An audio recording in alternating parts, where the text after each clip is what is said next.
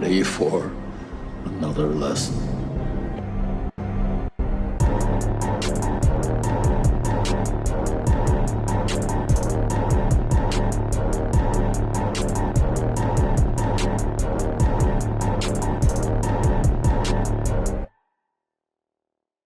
What's up, everybody, and welcome back to Back Row Banter, your favorite casual movie talk podcast. I'm one of your hosts, Adam Schwartz. On this week's episode, we'll be talking about the movie The Furious. But of course, before we get to any of that, I'm joined today by No Gun Nathaniel Gingrich. What up? A whoop ass without a gun. John Wick who? Just let me have a little hammer. Oh, If I get some sort of hammer-like object, I can just my assault capabilities easily quadruple, at least according to this movie. How you doing? Who are you this week? Good question. I don't usually have to think of this one. It's well, we're down on people, so we need more names. Yeah, we need more names. I don't know. You come up with it for me. I need Action Man Adam. Oh, dude, that was easy. That was good. That was fast. You know, I got the trailer going on in the background as a little bit of inspiration here as well too. You know, and it just it came to me. All right, I like it though. I like it. Yes, I'm Action Adam. That's No Gun Nathaniel. We're the only two here tonight. True. We're down two. We have BlakeHolder, who wasn't able to make a recording this week. We have Tyler Vidalis, who wasn't able to find a screening this week for a time that worked for him. And so that means it's me, Nathaniel. Do you have It's been a while since we've done this duo ep. I think we've done... I was going to ask, is it...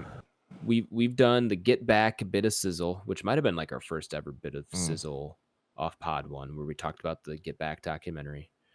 That was pretty early on. Sure. Yeah, that was just like us hanging out, if I remember right. After a pod. I think I was at school. Was I at school when I recorded that episode? I thought maybe you were back for like a Christmas break or something. Like I feel like I remembered us being in person, but maybe we weren't.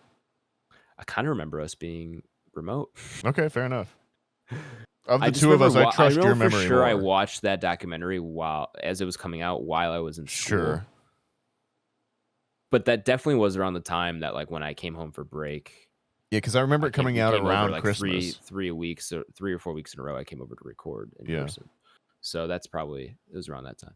But then we also did, I think we did we just solo or duo Cabin in the Woods? Ooh. Or sorry, knock at the cabin? Knock at the cabin? Yeah, whatever that was called. Maybe. It'd be a trip to listen to some of those back again now, freaking 5 years later, 6 years later. Yeah, I probably couldn't get through a full episode without cringing a little bit. Oh, without a doubt, I would be cringing within the first 5 minutes. I'm sure. Yeah. I wonder how much more tired we sound now. Just how much more? Oh boy, how much more broken we are by the world. I mean, if you listened from episode 1 on, you could probably, episode by episode, once I graduate graduate college, you could just probably hear a descent in my like overall volume, little by little, week by week. Just the enthusiasm. Now we're here, bleeding dry. Yep. Now I think I celebrated 3 years out of school this year. Well, that was 2023, so 3 years out of school. It's a sobering feeling. I turned 26 in about 2 weeks. Yeah, man. Time doesn't stop. Comes for us all, huh? Hate to break it to you. How old were you when we met? Oh gosh, we've been over this before, but I was 19. No, I was 18 when I started at Best Buy. That was 2018, so I would have been 26. I would have been the age you're turning now, basically. Wow, full circle. I think I am the age now that Blake was when he first met me as well. I think he was 25, he said. I probably still would have been 25 too, because my birthday's not until December. Wow. Okay. Puts things in perspective. If a 19-year-old kid asked me to start a podcast, I'd look at him sideways and tell him to get lost. Yeah, I mean, we just 2020 was a weird time. It was a weird time. Wow. Yeah, you guys were really backed into a corner with that pandemic. You're like, well, fuck it. I got nothing better to do. Yeah, right. If I asked you that today. It's either that like, or start doing sourdough, which I just refused. Yeah, exactly. Yeah. Crazy time. But now we're here. Now we're here. Talk about The Furious. I mean, yeah, if you want to go over again the joys of the podcast, I feel like, again, in listening back, your movie knowledge and just in general filmography has gone crazy, obviously. Yeah. The pod itself would be a pretty good chart for a lot of that, I feel absolutely. like. Well, I went through my like film minor while having this podcast. So like just being able to learn about stuff and then talk about it in real time every week and like relay stuff to you. Like, I don't know. Listening back to that at some point, I'm sure I will in my life, and that'll be a crazy feeling.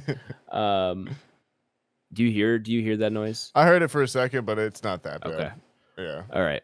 If anyone hears any background noise, listeners, for context, my roommates have some friends over to watch. I think U.S. men's soccer. I think World Cup. I think. Oh no, one of my friends is at it looked like Australia-France game right now. Okay. So that's happening. If you hear that, I apologize, but there's not much I can do. It'd probably really cool, active lives. So just deal with the sounds of our friendship. I'm sorry. Yeah, exactly. I'm sorry. I have friends. Just, if you're jealous, then get better or more friends. I don't know what to tell you. Yeah, or just get more people to listen to the podcast. The best friends that you can have are fellow listeners. The more people that listen to this podcast, the more authority I have to tell my roommates to get lost. Like if I'm making good money off this podcast, I can tell them, listen, guys. And we are making such good money. We are making great money on this podcast. Actually, yeah, let me go tell them to fuck off right now. It's not quite fuck you money. We're not quite to the fuck you roommates money. But we're not far away. Yeah, we're one step away from starting a hype house. Are those still a thing? Is that still the cutting edge? I think that peaked in like 2017, Damn. 2018. I think the pandemic. I don't know if they've ever been the same. Actually, you know what? I feel like those hype houses they popped off a little bit during the pandemic because like everyone was bunkered down, nothing to do. Yeah. So maybe that's when they peaked, but. Yeah, nowadays it's much more you just film yourself doing shit all the time, isn't it? Like you're just like, here's me being a menace to society. Yeah, here's me live on the street harassing people. Yeah, okay. That's the trend these days. That's the now thing, yeah. Yeah. When does that just become filming myself like killing people, and we just have to end it's approaching as just a general experiment? It's been. I mean, there's been assaults. There's been people. I mean, that clavicular. Oh yeah, he's gonna get iced on camera. Like maybe yeah. Well, this is actually a question that I could use your opinion on, or a thing. As an old man, what is the current context for the word slimed? Does it mean killing or does it mean sex? Because it feels like it could be either based on how I hear it. I think killing, but I don't know if I can firmly answer for you. I think killing. Okay. But you can see how it would be either way. It used in a sexual way. Then I'm just old. And maybe that just shows you how my brain works. So as I hear a new word, I was like, well, it could be killing or sex. I don't know. That's just that's how my millennial brain has been programmed. The subliminal messaging has gotten through, man. Thank you, though. Oh, look who's arrived. Wow. A challenger approaches. We just got through saying he wasn't going to be here. Yeah, I know. Boys, can you hear me? Oh my God. Is he calling in from the road? Yeah, I think he's on the road, man. I'm indeed calling from the road. Holy shit. Welcome, Tyler. Local first-time trucker, caller. Tyler. Tyler, welcome to the show, man. It's good to have you on. What's your question? Hey, fellas. I was just wondering if you could explain the dynamic of a regular kind of twist that you were, that you could imagine in your head versus like a corkscrew kind of twist in a movie. Could you explain those two differences if you could? I'm not sure if anybody or anything on kind of such a or a degree in any kind of fashion of which we could determine the differences in twists. But I was just curious. Thank you, caller Tyler. I just let me just hop in here and say right what out, an right excellent, what an excellent question. And maybe that's one of our favorite topics here, Nathaniel, on the WXYZ, the Coyote. KYOT, the Coyote. Yeah, smooth jazz, and also film criticism. This will give you a chance to flex your film minor here as well too, that we were just discussing as well. But obviously the corkscrew twist and loop the loop twist theory, as it has been coined by me. Well, really, there's one film I like to point to actually as a great example of both, depending on how you read the film itself, which is a movie that came out, I want to say, in 2013 or so, called The Gift. Could you look that up for me, Adam? The Gift. I think that's going to be Mr. Joel Edgerton in the lead role. Or maybe I think it's directed by Edgerton, but it's Mr. Bateman as well too. That is 2015. 2015. Okay. Have either of you seen The Gift 2015? I have not. The poster looks familiar. All right, yeah. Is this the one where? Actually, go ahead. Are we cool to spoil The Gift from 2015? Are you okay with crossing that threshold? Is this the one where they open the box and there's like a thing in it? Well, they're definitely that you're thinking of what's in the box. You're thinking of Seven, but no. I'm thinking of I think it's a short Indian in the cupboard. Say that again. Is Adam referring to Indian in the cupboard? There's the deep pull for you. Wow, Indian in the cupboard. I feel like that was like required reading for first graders, second graders in my elementary school, but I'm sure is gone now. Anyways, back to twists. We're going to spoil The Gift from 2015. In that movie, Bateman is married to Rebecca Hall, and Joel Edgerton is a guy that Bateman knew in high school. Shows up one day and is like, "Hey, you're this guy," and Bateman's like, "Yeah, we used to call him, Eddie the Weirdo or whatever." Long story short, Bateman used to bully him, and so his revenge is that he kind of ingratiates himself to the family, and it is known that Bateman and his wife Rebecca Hall are having fertility issues. So then the ultimate twist in the movie, an ultimate kind of last bit of the movie, is Rebecca Hall is finally pregnant. They go to the hospital. She delivers the baby, but he delivers a gift, the titular gift, which is a videotape of him basically breaking into the house and standing over I think drugged, or I don't know. It's been forever since I've actually seen the movie itself, but it is implied that he could have or could have not have sexually assaulted the wife and created the baby. And so I always use that as an example because my feeling has been that if you read that as he has gone through it with it and has assaulted her, then it is a loop-de-loop twist. It is kind of shocking. We go up and around, but we're basically back to the same storytelling position we were at the beginning, which is Joel Edgerton is a bad person. We were right to feel that he was kind of ingratiating himself into the family, and it's a weird thing. If we read it as he didn't assault her, but instead has just included this doubt in this element of did he or did he not, and never really knowing into Bateman's mind, that is instead a corkscrew twist, which is much more difficult to see coming, kind of alters our perspective while doesn't remove or just stop the overall storytelling process, and ends up a much cleaner bit of storytelling in general as well. Hence the loop twist, a corkscrew twist. I should also maybe have stated that this is all in relation to riding on a roller coaster, which if we think of that as the kind of traditional arc and plot of a storytelling bell curve, if we think of that as a roller coaster, this is in reference to the kind of late game twist that will often happen, whether it is a loop-the-loop or a corkscrew. So yeah. Thank you so much for calling, Ty. Yeah, caller, Kyler, did you get all that? Did. I mean, I really couldn't. I couldn't have imagined a better explanation of what I was asking for. Well, that's what we're here for, Kyler. Thank you so much for calling in. Have a good night. Absolutely. Yeah, I didn't want to take too much of your guys' time. I really appreciate you guys taking my call. Really a big fan of this show, and I hope that you guys do well. And that was Kyler, everybody. Thanks for calling in, Kyler. I'm just kidding.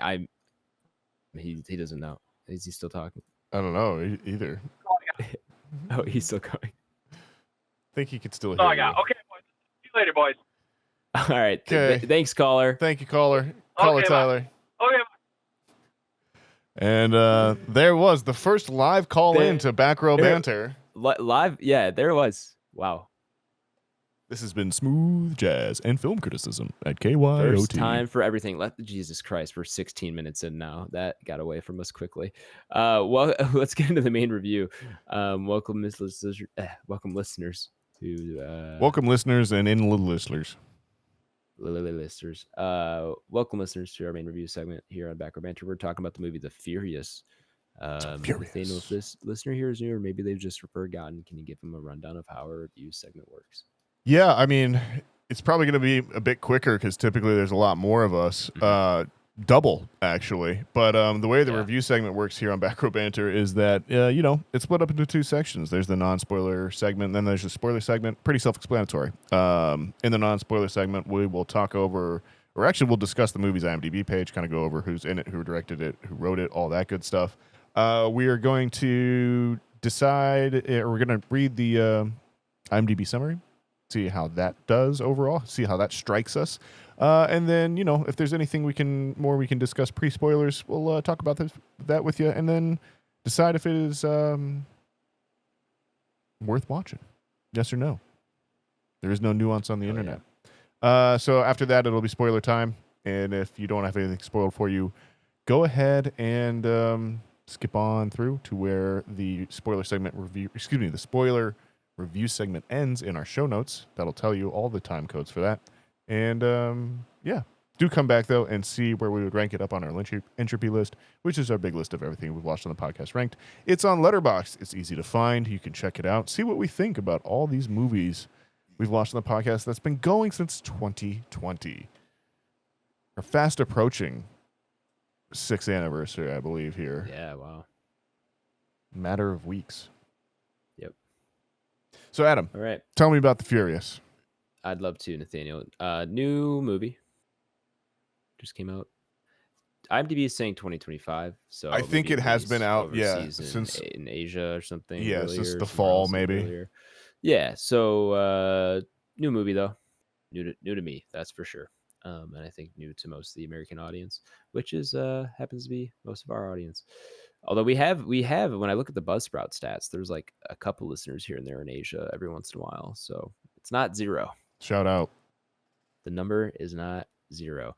This is rated R with a runtime of 1 hour and 53 minutes and an IMDb rating of 7.9 out of 10. It is directed by Mr. Kenji Tanigaki, and I'm not super familiar with his work as I was scrolling through his IMDb page. Are you? Let me see what I got here. Snake Eyes fight coordinator. Sure. Got a lot of stunt coordinator and a lot of these credits. stuff. I got a few. Don't know that I've seen any of these personally. Okay. But I saw this one. Yes, we did. I saw, Blade 2. He's in stunts. Oh, sweet. All right. And Mortal Kombat Annihilation. Welcome back to the show. We've done Blade 2. Okay. I'm just going to let listeners go ahead and look at the rest of the writing and cast because you know what? There's a lot of Asian names, and I'm not. You're not feeling confident? I'm not skilled enough. You know what? It would just be us here awkwardly sitting here listening to me reading all these names, and I don't know if I have it in me right now. So you can go and check the IMDb page or the Letterboxd page for yourself. The IMDb summary reads as follows: father fights fiercely against ruthless kidnappers to save his abducted daughter.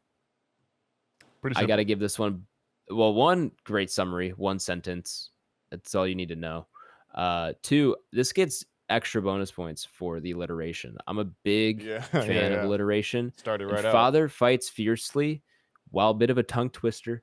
It does work for me, man. I love that. I love a good set of alliteration. So this might be an S tier IMDb summary. I'm not gonna lie. This was good. There's at least the tagline on Letterboxd is to save their loved ones, though they will fight everyone, which I also like as well too. I like that. Okay. So here we are. You have not seen The Raid, right? No, I have not. I know that I know of The Raid. Somewhat of a sin to me at this point. But somewhat of a what? This is somewhat of a sin to me at this point, but we'll make it happen at some point. But I know it is regarded as probably the best kung fu action mixed martial art. What would you call this, kung fu? Yeah. He's doing kung fu specifically in this one is kung fu, yeah. Okay. The Raid is similar and regarded as one of the best of those movies. Yeah, one of my personal faves for sure. And I've seen it, I want to say, within the last, it's since we've been doing the pod, so it was the last 3 or 4 years. Sure. Okay. This is very much in that vein, but I know I remember, going into it, leading up to it, I've heard a lot of comparisons to The Raid. So yes, no of it on my watch list for sure, but have not yet to get to it. Well, we saw this together, though we didn't intend to. That was a funny little happen circumstance. It's Sunday night, Father's Day. I was at my parents' house celebrating with Papa Schwartz. Shout out. And we got some ice cream, booked it straight to the theater. Sit down. Now, not a lot of screenings for this, so there was like a couple bad timing ones at the Barrington Theater, and then Streets had some more, had the most. So it's a 6:30. Sit down, look at my phone, and got a text from Nathaniel, and he goes, "It's sad." What did you say? It's sad that I recognized your dad first. Yeah. And I'm like, that's interesting. And I lean over, I look over, and it's Nathaniel. Just sitting there. I think I was 4 seats away from you in the same row. 4 seats down in the same row, same screening, uncoordinated. Pretty funny having that happen.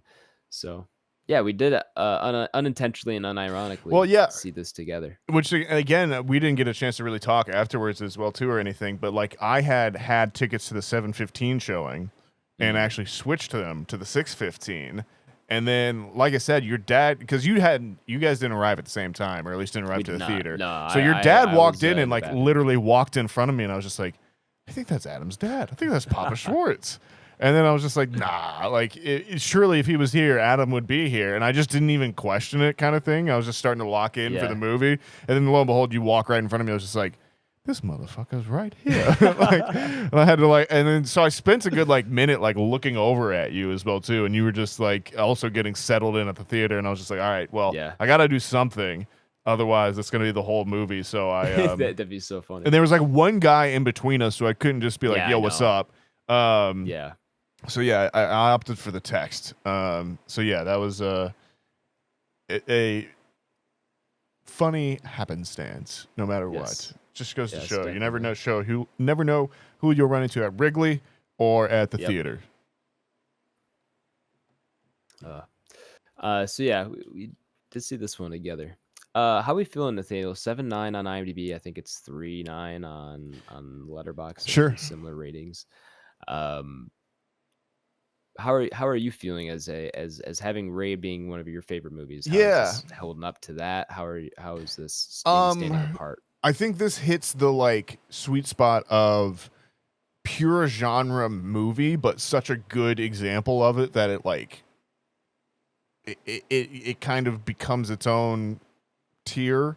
It's like martial arts movies are different in the way that musicals are different. I feel like in film, and that they are their own distinct genres. And when one gets kind of elevated to the masses the way that this one has, in that, like, I think both of you and I had experiences of like seeing this advertised on social media, or people that we like kind of respect or know about in the film viewing community, or talking about it as well too, and kind of having high opinions of it, which made us say, oh, okay, we're interested in seeing this as like our choice, because we didn't do Toy Story 5 this week. We didn't do Death of Robin Hood. Yeah, exactly. We went for this one basically on success of word of mouth. And yeah, I see why. I had a great time with this one. I think it is 2 hours and 15 minutes or so, or hour 53 of just zooming. You know exactly what the motivations are. You know what the plot is. You're just along for the ride and almost watching it in the way that you watch a live performance or a dance or something like that, or a play. Sure. And man, yeah, it is just cool to see these dudes whip ass and also get their asses whipped. You know, it's whip and get whipped. You know. Yeah, exactly. We'll talk, I'm sure, a lot more in kind of spoilers a little bit here, but was not disappointed. And there is a lot. I went into this basically knowing nothing. I didn't know what the plot was. All I had heard was this kicks ass. And so every kind of like little element of the storyline that I was discovering naturally and for the first time. So like having the main character basically be mute for the majority of the movie. I don't think he has actually any speaking whatsoever. I think so. Was really cool. And yeah, it was just overall a very enjoyable experience. What were your immediate thoughts? Yeah, sitting down, I kind of knew what to expect, and I got what I came for. Like it hearing it's on par with the Raid, I know, okay, I'm gonna get good kung fu, good action. Reading the description, I'm like, I've probably seen this story before, and I had. Does that matter? No, I don't really care. No, it's the same plot as Taken, essentially, right? You know what? So is it the most original plot? No. Did they do some fun things within it? I think so. Both the main character being mute is cool, and it added an interesting dynamic. And there's some other things we can get into with the story in spoilers, obviously, but I got what I came for, and damn, did I get my money's worth. I mean, some of the action, the action choreography, first off, of course, is really, really good, but also just the directing around it, and the way they move the camera with the fights and everything is really fun to watch. And it's like you said, you're just kind of sitting down along for the ride. And if you go in with those expectations, then I think you're going to be pleased with the results. But don't expect a revolutionary story or anything like that. Just expect maybe what could be considered some somewhat revolutionary action directing and choreography. Yeah, absolutely. I think like in comparison to movies we've had on the pod that are like ostensibly action martial arts movies, like your Monkey Mans or your what's another one we got on here? That was on the Entropy list, right? We put on the short list. There might have been a bit of sizzle that I didn't make it for, but I have not seen that movie. I saw that one. Never mind. Yeah, you've talked about it. Boondock Saints then, or which would I guess not be martial arts, but definitely be an action movie. Mortal Kombat 1 and 2. Some of the other ones out there. Any of the Marvel action movies as well. This just sits in kind of its own area for sure. I feel like it's got more in common with a Furiosa Fury Road than it does something like a one of those more kind of traditional American action movies, I guess. Or even, Kill Bill, what I guess would be the other martial arts movies we'd have on here as well too. And even then, I think those are the example of where they do cross over and have that mainstream movie feel to them at a certain point as well. So yeah. Is there much more you want to talk about in non-spoilers? I don't think so, man. I just like this movie lived up to the hype in terms of the action for me. It drags in between a little bit. I think the runtime could chop out a little bit here and there, or there's make always things a move bit little bit faster. of that, yeah, where you at a certain point you become a little desensitized, or like, not. I don't want to use that word.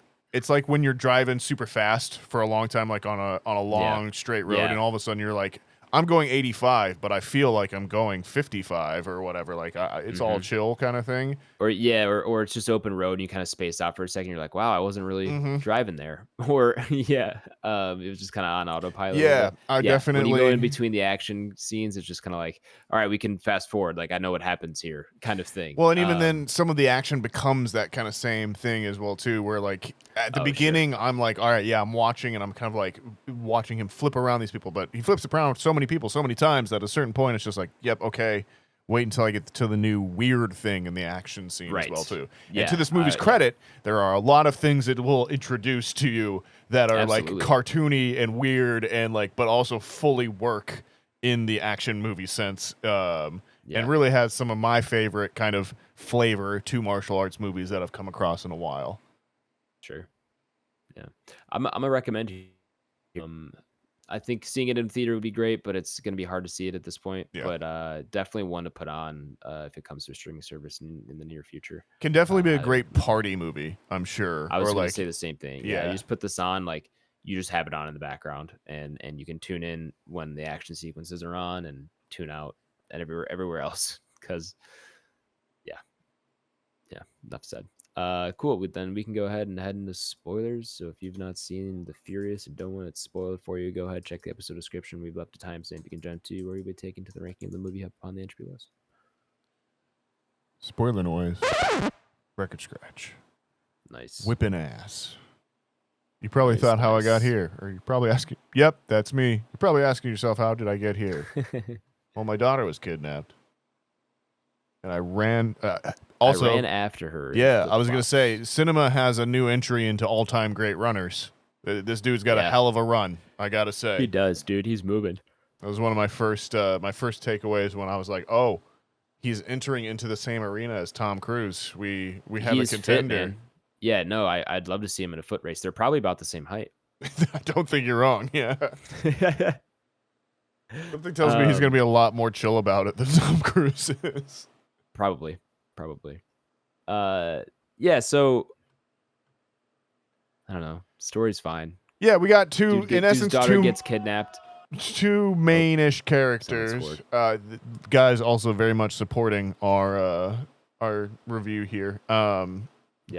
We have he's. I don't know if he's ever named Wang Wei is the character's name in the movie itself, who's our main character whose daughter is kidnapped. But then we also have Joe Taslim, who's the kind of other protagonist in this movie, whose wife is captured, and we actually see that in a cold open, who she can also kick some ass as well too, which was fun to see and I enjoyed.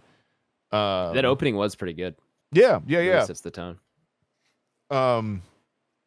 I do like how they tied that storyline together, because I'm like, where, as you're watching, I'm like, where is that character? How does she tie in? The overall broad strokes of it is that basically in an unnamed Southeast Asian city, kids are going missing and they are being trafficked by a group of organized crime, which is headed up by a newer upstart in the organization.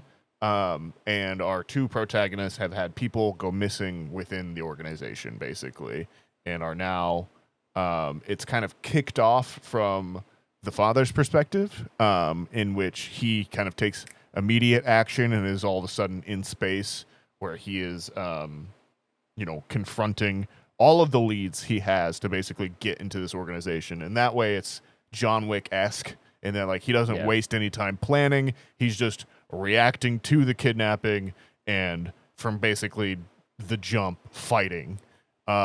Joe Taslim's character is more looking for his partner who is investigating these kidnappings as well too, and they want to go public with the information.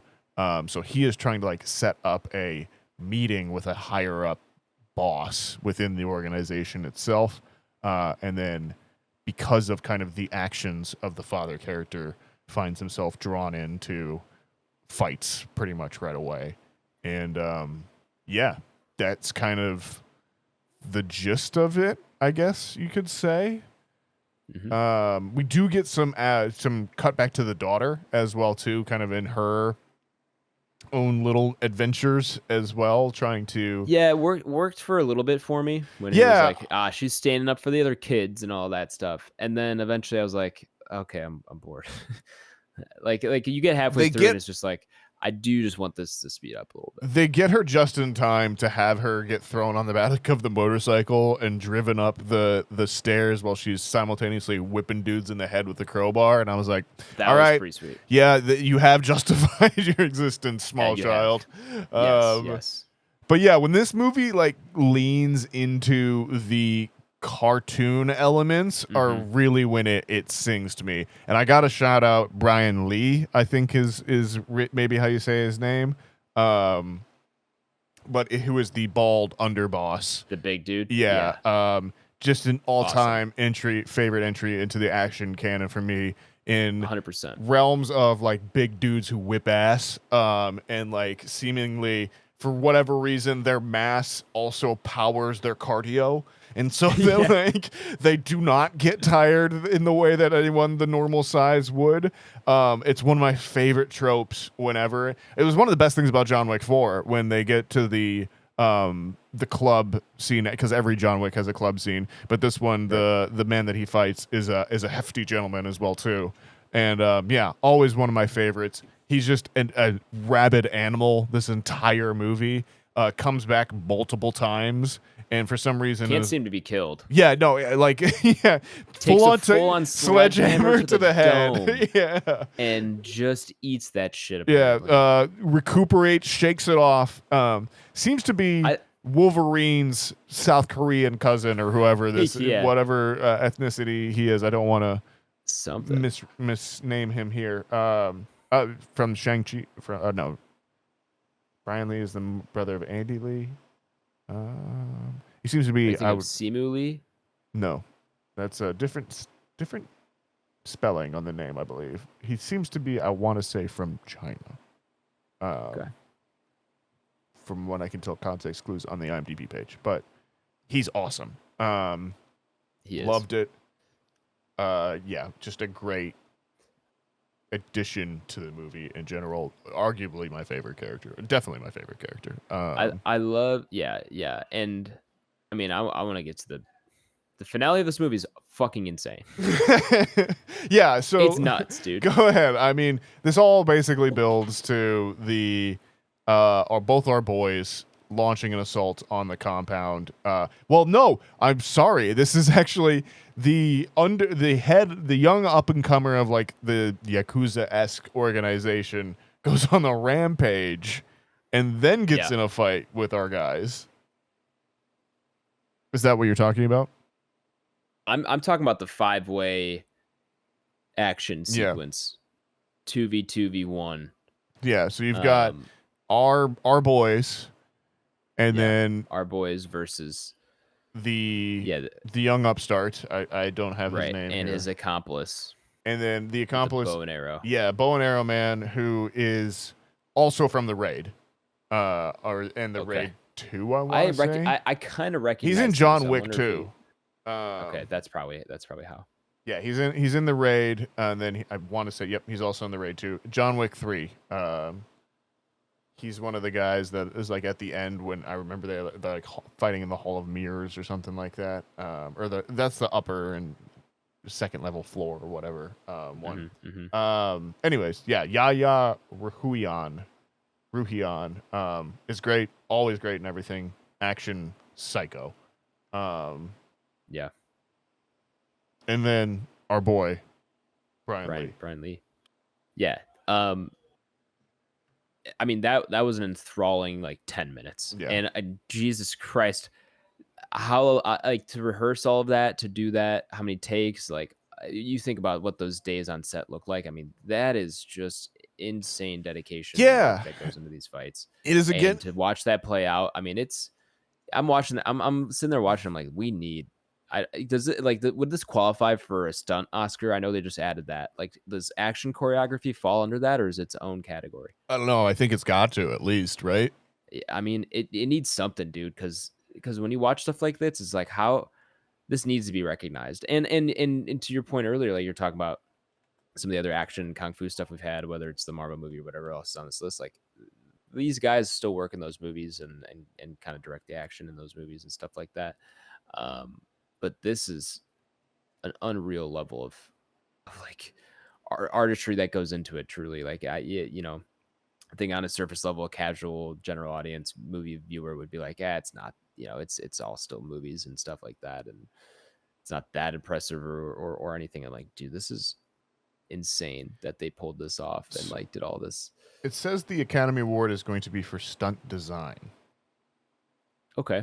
So I have to imagine that includes like the movie itself, like as a whole, that gets entered in the way like you would a Best Picture or something like that. Sure. So in that case, I mean, that says that I think it's going to be, they said it's going to be official for 2027. So this being, I think, initially released in 2025, maybe won't qualify. But it'd be a shame if it didn't. Because I think, I brought up the comparison to musicals earlier, but I also wanted to say like maybe even something like a stop motion animation in terms of your prep work and like shot choreography in comparison to a typical film has probably got to be more similar on that kind of thing in terms of what you're thinking of how things are going to be composed and how you're going to just even move the camera through the space so that everyone is safe, within the shot itself and that kind of thing. Because there's, I want to say there's one or two oneers in this as well. Maybe not super long, but at least like moving around. There's a couple scene as well too. And even just being able to follow the action clearly within a scene itself. I remember specifically there's like a moment where our main character kind of kicks himself from like around a series of guys' legs on the floor. He's kind of like just propelling himself from one guy's leg to another guy's leg to another guy's leg, and just being able to keep him in focus and in frame the whole time while he's performing those actions. Like, and again, I've seen enough fighting in my life. I know enough things that like you understand the choreography and dance to it. But like your brain at a certain point just goes, no, this is flat out impressive, whatever is happening within this as well too. It kind of starts to make another comparison,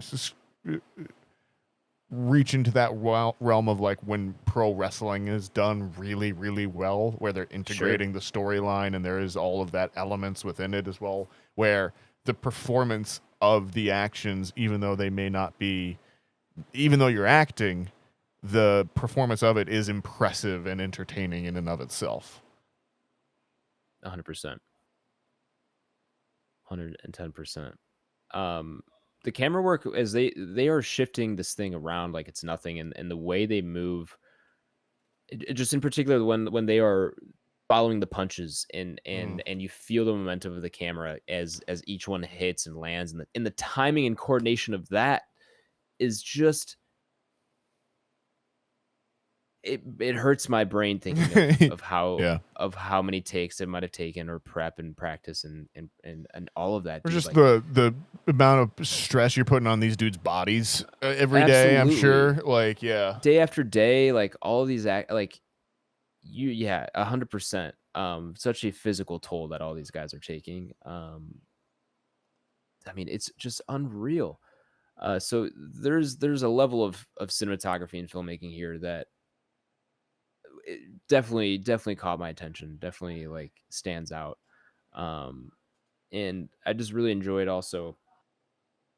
Like, this is a movie that I am glad got the attention it did here, because I think every time I watch a foreign film, especially from Asia, I'm just blown away with like their filmmaking is so inventive, and they are trying new things all the time. Like when watching No Other Choice, I think that was the one from last year. I forgot. Is it Park Sung something? Oh, what's his name? I got you here. Or trying to. I got it here. It's Park Chan-wook. Thank you. Oh, he's old. That was boy my first guy, movie. right? Yes, I believe he's an Yeah. Old Boy director as well, and that Yeah, was he my is. first movie of his I've seen. But I mean, they had like so many like shot within shot, like shot blending of characters that are blended opacity wise, and some of it done natively in camera, some of it in post. But like, man, it's just like they are just trying with it, whatever. Aesthetics man. actually they matter. Like, yeah, dude. It's so refreshing from Hollywood of like. Yeah. They just want not that it's all cookie cutter. I mean, there's people doing creative stuff in Hollywood. Don't get me wrong, but for the most part, like No, I mean, like there's every efficiency to it, and Yeah. the shots are pretty standard a lot of the time, and like they're really pushing what you can do with the camera in some of these foreign films, and it's just so refreshing to see. Is really all I'm trying to get at. I brought it up, I think, kind of earlier in the pod as well too, and maybe that's going to be on there, or maybe not. But like, I did love at a certain point in this movie he does it a couple times where the kind of main character will just extend his hand palm out and like into a guy's like face area where he'll just kind of keep it there for a second, and it kind of like causes them to pause and draw back. And I just loved that detail because that would work. 100% that would work. Like 100%. I've watched enough fighting at this point to be like, yeah, you just put your hand in a dude's face and kind of just keep the distance there, and it drives them fucking nuts. Like they will just they won't like it as well. But like so much of this, I love that he has the moments where he'll kind of like take a punch, roll with it, and then use that to set up like a short elbow or something in on him as well too. Like there's a lot of rolling with the punches, which I think that's where the kung fu kind of style comes in a little bit more. And there's a lot of shoulder bashing in this, which I loved as well too. There is. They're using all sorts of body parts. No, but like, and it's another thing too, where like in MMA you'll see it sometimes where like occasionally guys will just like get into the pocket, start trading, and then like one guy will end and just shove the opponent away with just like a like schoolyard push, and you'll be surprised with how well it works just because you don't really expect it and that kind of thing. And then again, it's still just effective at the end of the day. It's taking your biomechanically, you're taking two of your long skinny poles and using force to push them away. That's in some ways going to transfer more force than any punch ever will.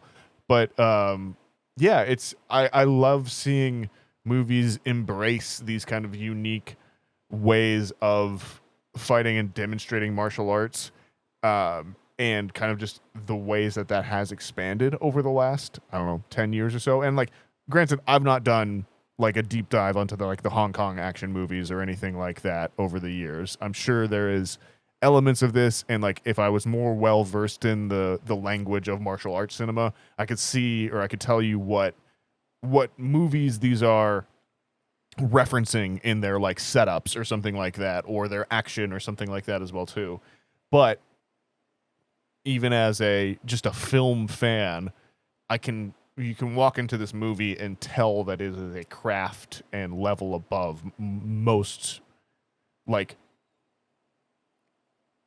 there was a movie last year, like Love Hurts, with Ke Huy Quan and Dave Bautista, that was also an action movie. Yeah.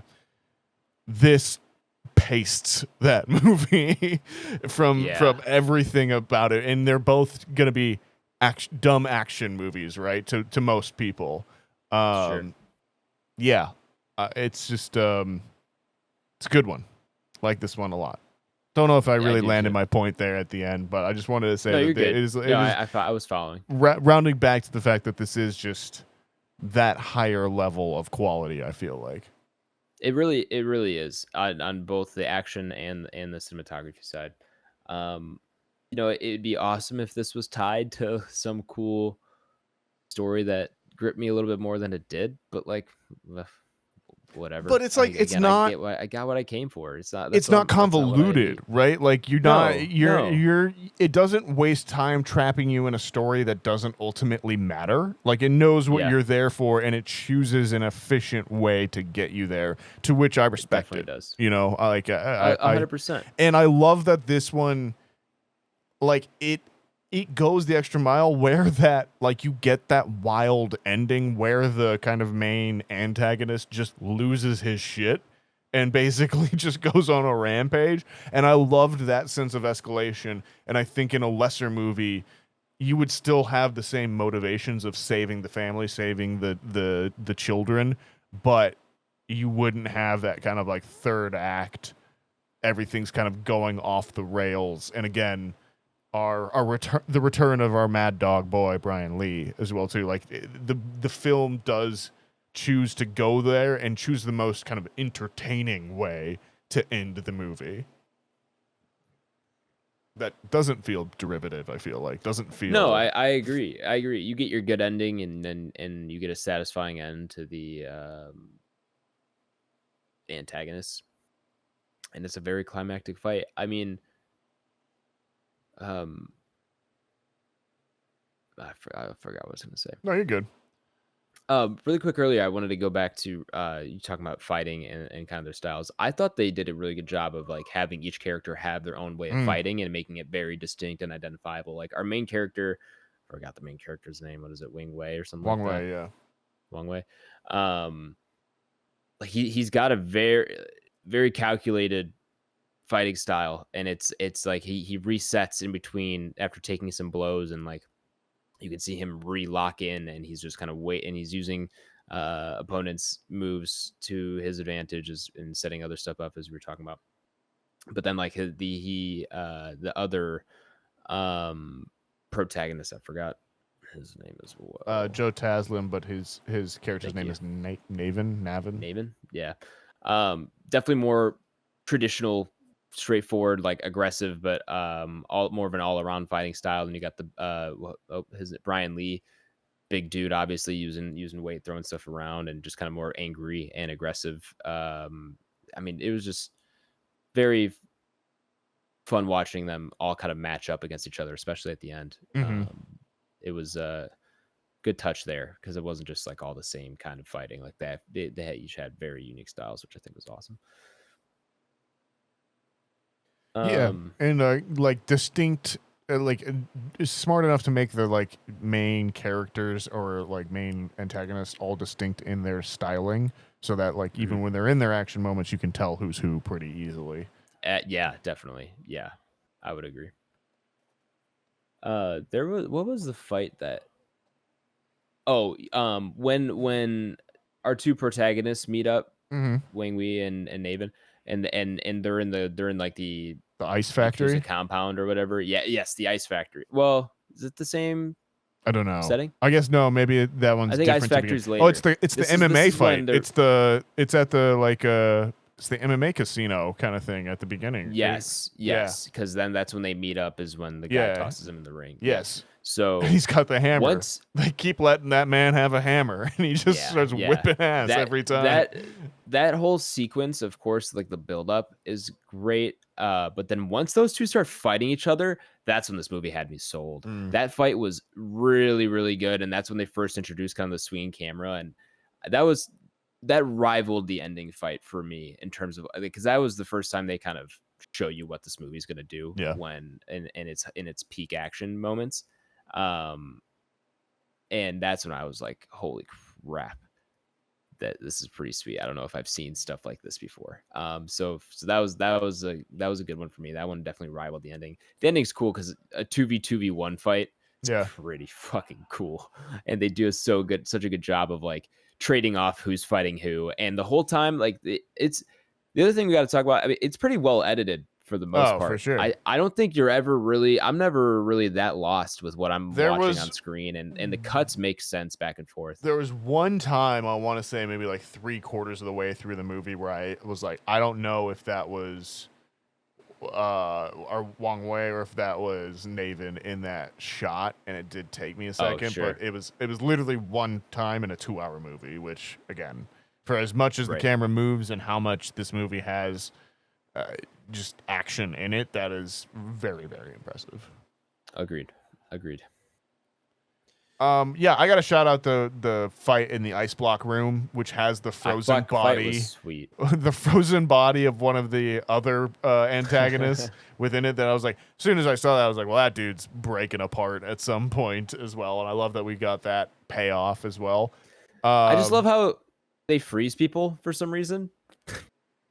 Okay, what an interesting detail. Some real cartoon villain this is execution actually like Jabba the methods. Hutt's palace that they're in, and they're just putting and like not like you get put in like a freezer or like you get sprayed down with hydrogen. You're apparently like, it seems like just locked in a box and slowly frozen in a big cube. And then they just kind of leave. I thought for sure it was going to be like they break the ice and he's still like alive for a few seconds or something like that. The same thing. Which I will say, this movie is very fight heavy and like bloody, but it's not particularly gruesome. Like there's not a lot of like there's not like compound fractures and like bones sticking out or like someone will get like decapitated, but it's like I can appreciate kind of in the background or like out of focus as well or to something like that. So yeah, it's definitely they don't glorify the gore or it's definitely R-rated, but it's not it's not like even to the level of like a Mortal Kombat 2 or something like that. I feel like it doesn't need to be in some ways. It's not necessarily trying to go for that level of extreme gore or anything like that. I love the bit when he's in the cage and he's just kind of like hopping around dudes and like you see him like whack a guy 3 or 4 times with like the end of his hammer and they'll just be like purple dots of bruises that show up on them, and the sound editing in there is really great. It's got a very distinct kind of moment and hit to it as well. I just think they do a great job. And yeah, shout out one more time our guy, what was it? Brian Lee. No, I mean obviously Brian Lee, but Yayan Rahuyan for Arrow Man, who is a lot more intimidating than I thought he was gonna be with those arrows. And you always wonder how they like incorporate the bow whenever like an archer in like an action movie gets rushed, and I feel like they do a good job of him just like he was just gonna poke you in something soft and like make it hurt, and I believed him. Yeah. Ready to rank it? Are we ranking it? Are we? Can we do that? I don't know. Like, we're gonna start ranking movies without Tyler eventually anyway. So I mean, what's with 2 of us? The pod may be changing here in a bit of like how things look here. I don't know. I don't feel like making this a bit of sizzle anyway. We're already this far. There's no rules anymore, man. All right, so definitely. I need a timestamp. And welcome back, listeners. Skipped over the spoilers. We're gonna go ahead and rank The Furious up upon our Entropy list. It's our big list of all the movies we watched on the podcast, ranked all compared to one another, regardless of genre. I'm gonna see any of that, all that rigmarole. All right, this is where Blake's point of splitting up the Kill Bills finally comes back to bite me, because Kill Bill 1 is at 54, Kill Bill 2 is at 91 at this point. And I feel like there's a lot of room in between there. But maybe that gives me my range of where I want this to be. Yeah, there you go. Both in the A tier. Both in the A tier. I think this is an A tier movie. I would say that. At the very worst, a B tier. I don't know if I'm quite an A, but I'm definitely firmly in B, personally. What other action movies do we have? Is The Gentleman the end of A class, or is that top of B? Is that generally the one that we talk about there? Top of B is Glass Onion. Bottom of A is Top Gun Maverick. Okay. Yeah, I mean, like the first kind of action movies in B are almost Blade down at 125. Other than that, you're doing like superhero action, Superman, Bullet Train, I guess. I like this better than Bullet Train. So back into A tier. Which means I have to switch the IMDb page. Sorry, or the Letterboxd page. Yeah, you're good. I think I will go back to kind of my original thought here of in between those two. And let's see. How about at 75? Below Gone Girl and above Civil War. Wow, above Civil War. Yeah, you like Civil War a lot. I think it's pretty good. It's getting better. It's definitely better than Warfare. Same director and action choreographer, so played yourself there. Yeah, well, it turns out when they tell an actual story, they make a better movie. Whatever, man. For context, that also puts it below OG John Wick, which I think, if we're going to look like culturally long-term, this is probably going to be below John Wick on that side of things. But it is just below Spider-Man 01. For a more recent movie, Obsession is in there at 71. But that is putting it above the likes of things like Iron Claw, Guardians of the Galaxy Volume 3, original Scream, Boy and the Heron, which I think was my movie of 2024 or something like that, if I'm not mistaken, from a few years ago. Up there for sure. So yeah, I think good company, good spot. 75 below Gone Girl, above Civil War for The Furious.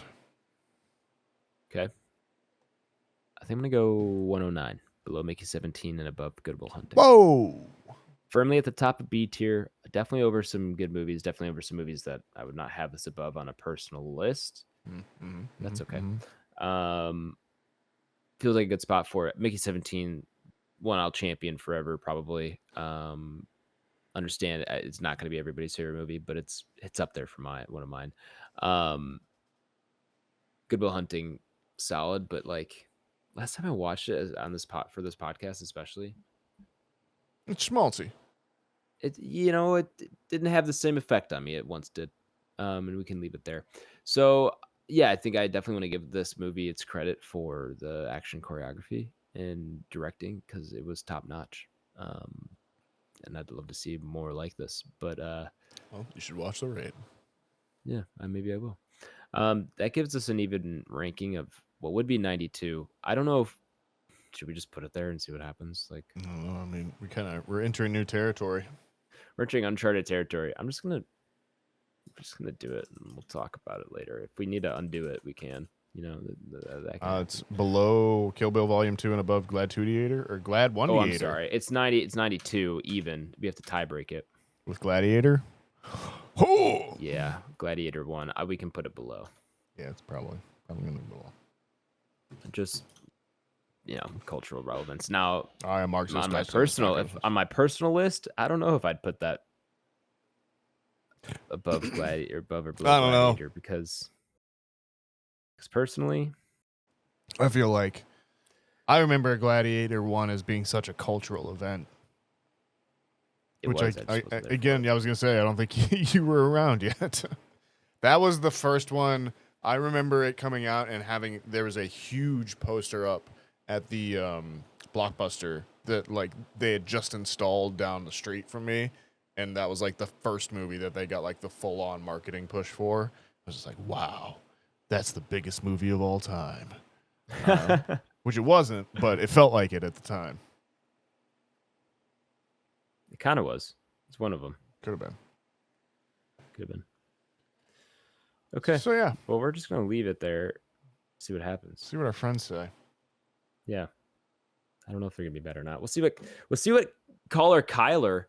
Yeah, it was great having him on our first time caller Kyler on the show. Man, if you want to call in, we don't have a number for you to call. Yeah, join the Discord.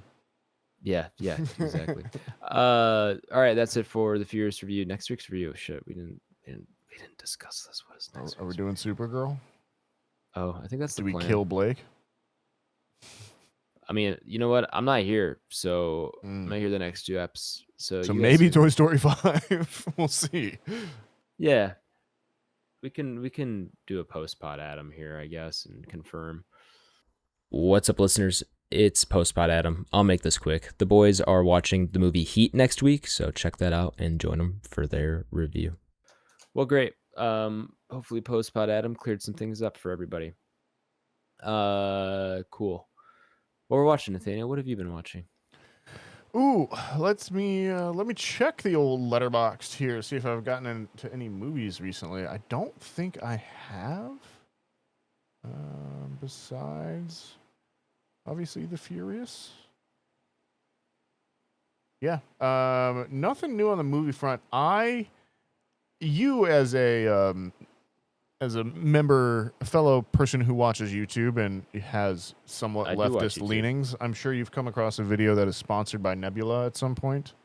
My leanings are ambiguous. Sure. Yeah, let's keep that going. For me. That's really done well for the world so far at this point. What video am I supposed to have seen? Have you come across like a video or something that's sponsored by Nebula, or seen something for the Nebula streaming service or anything like that at all? That sounds familiar. Yeah. Well, basically, it's a lot of what I would say culturally left-leaning folks on YouTube. What used to be like left tube and that kind of stuff. Anyways. A lot of stuff there. Lindsay Ellis, I would say, was maybe the most prominent member of it at this point. She stopped doing a lot of YouTube stuff a few years ago and did stuff exclusively there. Anyways, there's a lot of people who... Is this a YouTube competitor? Like, is this independent creators posting as if they would on YouTube? So a lot of it is their stuff still on YouTube, but it's just now ad-free, but also there is exclusives there as well, too. Okay. So it's $7 a month, which is a lot less than YouTube Premium, which has a lot of the content that I would be watching from there at this point, too. So I was like, well, Sure. I'll at least give this a try for a month. So, like, they had a great one that was Jurassic Park at 30. So, like, kind of looking at the first movie as, what went into the first one itself, what, like, the writing process, the differences between the book and the movie itself, how both of those have aged, and kind of the overall politics at the center of it as well, too. Really interesting, fascinating video. Would highly recommend. I'm currently watching one that is all of the Saw movies with the traps ranked to find the best Saw trap. So that's about 2.5 hours long. Really good to just throw on right before I go to bed, chill out. Not to take over Blake's, head title as torture porn enthusiast, but it's nice to Forgot about that one. have fun in the background. 19 at the time. Yeah. Can you tell? Yeah. No wonder. Yeah. But yeah, my film tastes aren't the only thing that has changed. matured since I was 19. Turns out my brain has as well. Well, it really is when that frontal lobe starts kicking in, right? I feel it, dude. I've been feeling it. Once I turned 25, it's like little by little, and now that you start to have emotions and to be able to identify with people other than yourself, cope with them. Yeah, it's been wonderful. And generally, put yourself in another's position and see life through their eyes and that kind of thing. Yeah, it's nice. It's really nice. Yeah, weird how that happens. Yeah, it's that's a lot of what I've been watching. Also been keeping up with the Modern Family. Enjoying that. I forgot you're watching that for the first time. That's awesome. Yeah, I'm trying to think of what else I've been watching as well too. Have you watched any more Jujutsu Kaisen? I have not been watching Jujutsu Kaisen. I did watch. I was really hoping you would say yes. Did I talk about Paranoia Agent? I'm sorry? Did I talk about Paranoia Agent? Maybe. It was the guy that made Perfect Blue, his TV series. Yes. I've been watching some of that as well too. That's incredible. Everything that guy does is incredible. I'm excited to get to Perfect Blue. Maybe I don't want to watch in the car while I travel. No, Sounds I wouldn't like a bad recommend that. experience. Yeah. But if you wanted to I'll watch it. that, every Saw trap ranked in the car, that might be a good one. You know, I think I should watch a Saw movie first before I start going I thought to we rank. saw in the first one. Did we not do that for pod? Nope. This is ongoing. Why is this a thing? Still have not seen. I think we said we're gonna for sure do it on Halloween. I think the first season, the first season of the pod, the first year of the pod, we definitely said we were gonna do Saw, and maybe Tyler and I watched it together that Halloween or something like that, and that's why it sticks out in my memory that we've done it for the podcast. Something like that. Well, here we go. We'll get to it. But no, I don't think I'll be watching that. Are you done? Do you have anything else? Trying to think. I got to some live baseball. Watched a minor league game last week for my cousin's team down in Peoria. Yeah, that was a good time. Sweet. They won the best record. The Peoria what? Peoria Chiefs, but we were rooting for the Dayton Dragons, who is my cousin's team. Got it. But they secured the best record in the first half of the season. Wow, nice. So, yeah. He a pitcher? No, he is their hitting coach. Okay. Yeah. He is older than I am and has been coaching professionally for a while now. God, probably like 15 years or something like that. That's awesome. Yeah. He's at the point where he already retired once, and then like an organization reached out to him to bring him out of retirement. So I was like, damn, like that's how you know that you made it. I feel like as a coach, yeah. He knows his shit. So yeah. Where was he when I was 12? Probably playing, or coaching at that level as well. So yeah, that was fun. Great to watch. Always fun to see. I like going to minor league games. They are that kind of.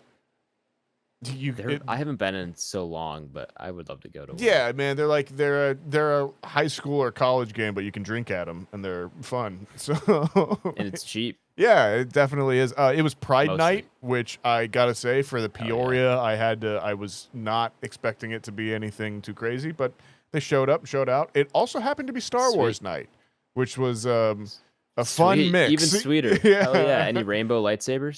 There was no rainbow lightsabers, but Chewie was wearing a rainbow bandolier, which I thought was pretty sick. And then another guy had that is sick. Did you get a picture of that? I did not, no. The other guy had like a scout trooper, and you know how they have like the orange kind of like little shoulder patch? That was also a rainbow on there as well. That's too. awesome. So, yeah. Hell yeah. It was Peoria, cool. I was like, damn, they really showed up. Not what I expected for the middle of the Midwest. Seriously.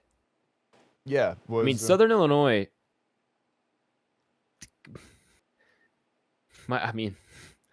If you've been, people get freaky anywhere, Yeah, let's be honest. The world is a lot gayer than we think it is.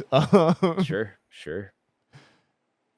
How many people were there at that game, do you think? I would say maybe 500 and 300, something like that. Nothing too crazy, but it was definitely that they have kind of like their upper bowl, which is definitely like the corporate thing, and like it's Caterpillar Park, which if you've been to Peoria is like the main. Oh, sure. Caterpillar Corporation is like the main driving employer down there at this point, and it's like directly across the street from their headquarters. So.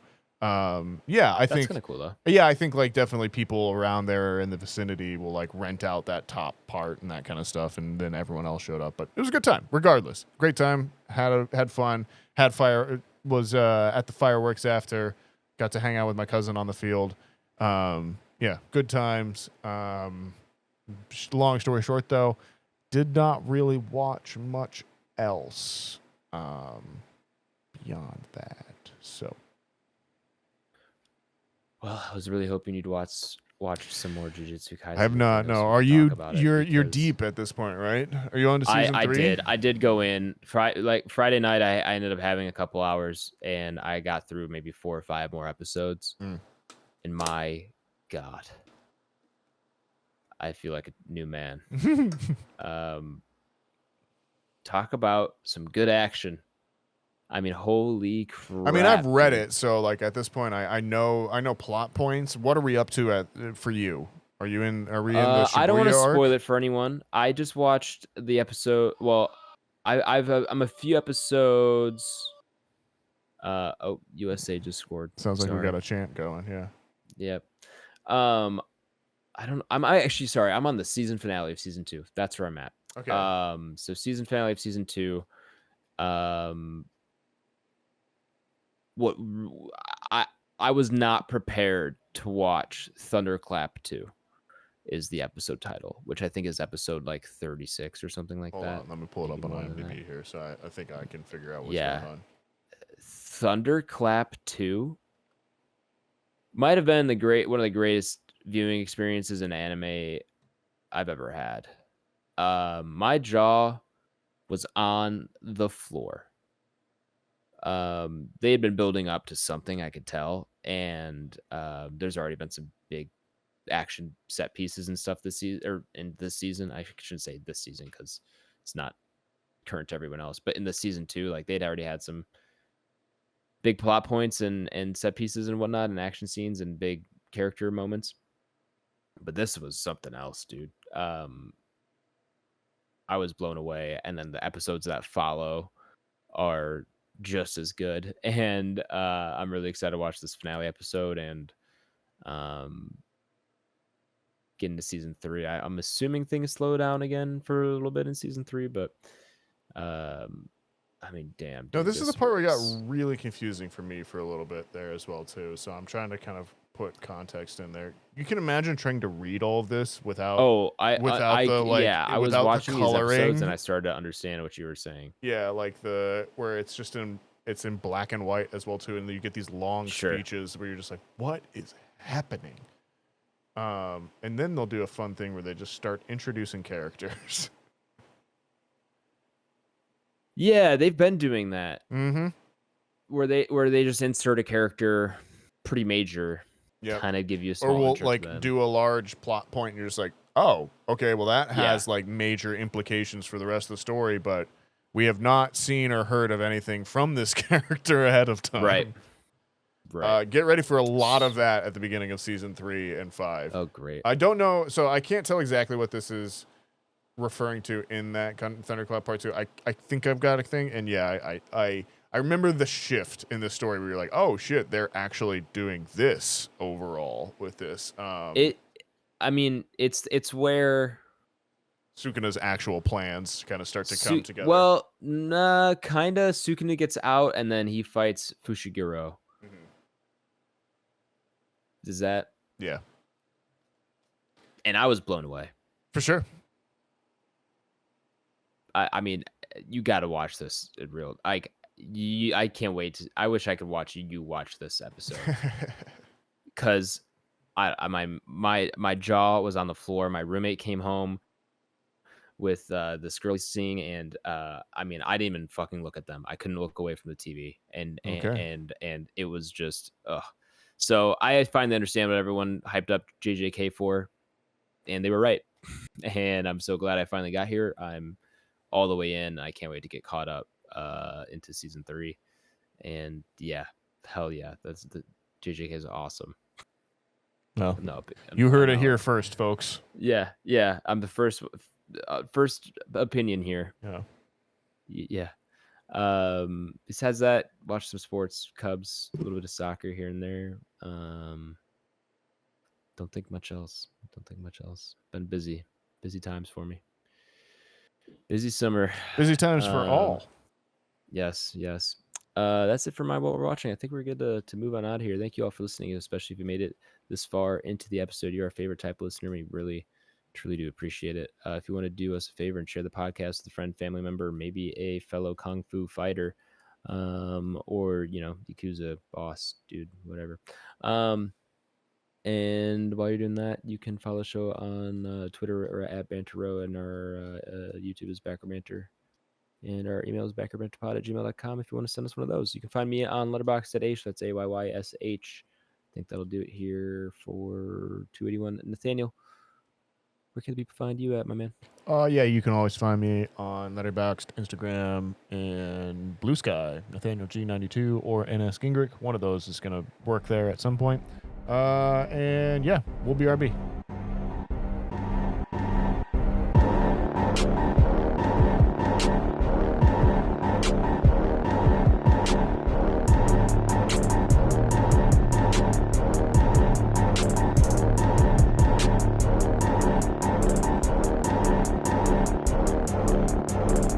America.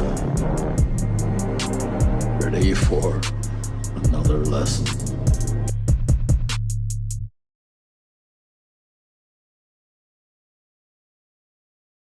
Yeah, cool, man. Pretty cool experience. And then yeah, we got to be on the field for the national anthem, which was like awesome. Because they did the Canadian too. So like national anthem starts, and I'm like 10 feet behind Seiya Suzuki, and then I look over and like 20 feet over is the whole fucking team lined up on third base line. Why did they do the Canadian anthem? Oh, sorry, they were playing the Blue Jays. Oh, okay. Yeah. I guess I never realized they do that. I didn't either because I don't catch many national anthems on TV or right. Yeah, I at guess the games. most really. of the time I would have there. seen the Blue Jays. That would have been Yeah. So they played the Canadian national anthem, huh. and then the American, obviously. Okay. And then, funny enough, actually, I was at the game talking to my brother, and he's going to Seattle, I think, this weekend. And I was like, "Oh yeah, Blake went to some comic book store. Let me text him." And I was telling him about the movie scripts that we got, and I was like, "Let me text him, see if he knows what it was." He's like, and then so I text Blake. He gets back to me. He's like, I'll take a look later. I'd have to look at the map. I'm at the Cubs game right now. Oh no, a little shit. Busy. And I was I like, saw him post, shit, where but at? he was definitely like in. I think he was. He was like, in the bleacher, or sorry, in the apartment. Yeah, rooftops. On the complexes. Yeah. So I see the picture in the group me, and then I'm staring at the rooftop he's on. Yeah. So I like pull out my iPhone, try to do the 8x zoom. I'm like, can I spot Blake here? I'm getting a decent view of the the people up there. I can't necessarily see faces. I don't see him at all. And it turns out, like, as that exchange was happening, like, he was walking out of his rooftop and like decided to go down the street for some drinks and finish the game at a bar. Yeah, fair enough. But yeah, he was with like Haley and her family or something. Gotcha. So crazy coincidence there. Yeah, that's happened to me once as well, where I think I was in college or something, and a friend, I think, posted on Facebook, or maybe it was Instagram at the time, and I was like, oh shit, we're at the same game, and like met up with them in their section as well too a little bit. But yeah, you never know who you'll run into in Wrigley. I was once walking into Wrigley, I want to say it was like the first or second time I was there, and I saw someone coming out of it in an Apache Junction High School sweatshirt, and I was just like, what the fuck, who are you? Turns out she was a lunch lady. Yeah, and like I'm getting a bit of an echo. I don't know if that's something. Are you hearing anything? Is it better now? Yes, much better. How about does that help too? First one did it, I think. Okay, it's gone. That is crazy though. Lunch lady. Yeah, lunch lady from high school. I don't think I ever I think she was like on the inside, and I went to the other cafeteria or whatever, but. Got it. It at least explained the T-shirt, and I was just like, "What is?" So she was the lunch lady while you went there. Yeah, she had been. Yeah, definitely. Yeah, like she was an older lady, and I was just like, "Oh, okay." That's nuts. Yeah. Never know who you'll find at Wrigley. Yeah, for real.